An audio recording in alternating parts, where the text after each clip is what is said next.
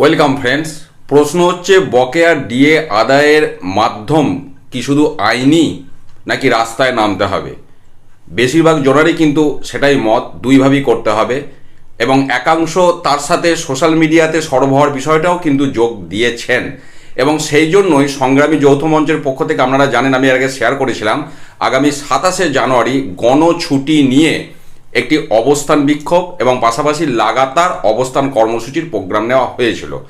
কিন্তু যেটা জানা যাচ্ছে সেটার পারমিশন পুলিশ থেকে পাওয়া যায়নি, যে কারণে সংগ্রামী যৌথ মঞ্চের পক্ষ থেকে হাইকোর্টে গিয়েছিলেন এবং আজকে বিচারপতি রাজশেখর মান্থা রায় দিয়েছেন। অবশ্যই সেটা সংগ্রামী যৌথ মঞ্চের পক্ষে ইতিবাচক রায় ঘোষণা হয়েছে, সেটা একটু শেয়ার করব আপনাদের সাথে। যেটা ভাবা হয়েছিল সংগ্রামী যৌথ মঞ্চের পক্ষ থেকে, যে 27শে জানুয়ারি সুবোধ মল্লিক স্কোয়ার থেকে কর্পোরেশন পর্যন্ত বকেয়া ডিএর দাবিতে পথে নেমে মিছিল করতে চান তারা, তার অনুমতি পায়নি।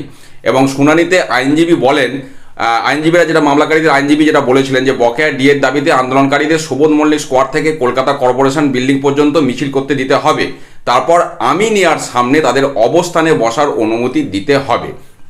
বিচারপতি রাজশেখর মান্থা মহাশয় যেটা নির্দেশ দিয়েছেন যে সুবোধ মল্লিক স্কোয়ার থেকে কর্পোরেশন পর্যন্ত সরকারি কর্মচারীদের সংগঠন 27শে জানুয়ারি মিছিল করতে পারবেন, এটা নিয়ে কোনো সমস্যা নেই। কিন্তু ধর্মতলার আমিনিয়াতে যেটা অবস্থানে বসার বিষয়ে তারা আবেদন করেছিলেন, তো সেটার স্থান পরিবর্তন করে শহীদ মিনার চত্বরে সেই অবস্থান করার পারমিশন দিয়েছেন এবং একটি শর্ত দিয়েছেন, যেটা জানা যাচ্ছে যে শহীদ মিনার চত্বর, এবার যেহেতু অবস্থান বিক্ষোভ মানে অনেকক্ষণ অনেক মানুষ সেখানে থাকবেন, স্বাভাবিকভাবে একটু নোংরা হবার একটা সুযোগ থেকে যায়, তো সেই স্থানটা পরিষ্কার করে দিতে হবে কর্মসূচির পর। এটাও কিন্তু হাইকোর্ট থেকে জানানো হয়েছে, বিচারপতি তেমনটাই কিন্তু নির্দেশ দিয়েছেন। অর্থাৎ সব কিছু একসাথে বললে যে বিষয়টা দাঁড়ালো যে আগামী 27শে জানুয়ারি সংগ্রামী যৌথ মঞ্চের পক্ষ থেকে আমরা মিছিল করা হবে, সেটা আমি বললাম, সুবোধ মল্লিক স্কোয়ার থেকে পর্যন্ত একটা যে মিছিল সেটা হচ্ছে, পাশাপাশি শহীদ মিনার চত্বরে একটা অবস্থান বিক্ষোভ হবে এবং ওনারা যেটা জানিয়েছেন ওই দিন গণছুটি নিয়ে প্রত্যেককে আসার জন্য আহ্বান জানিয়েছেন। পাশাপাশি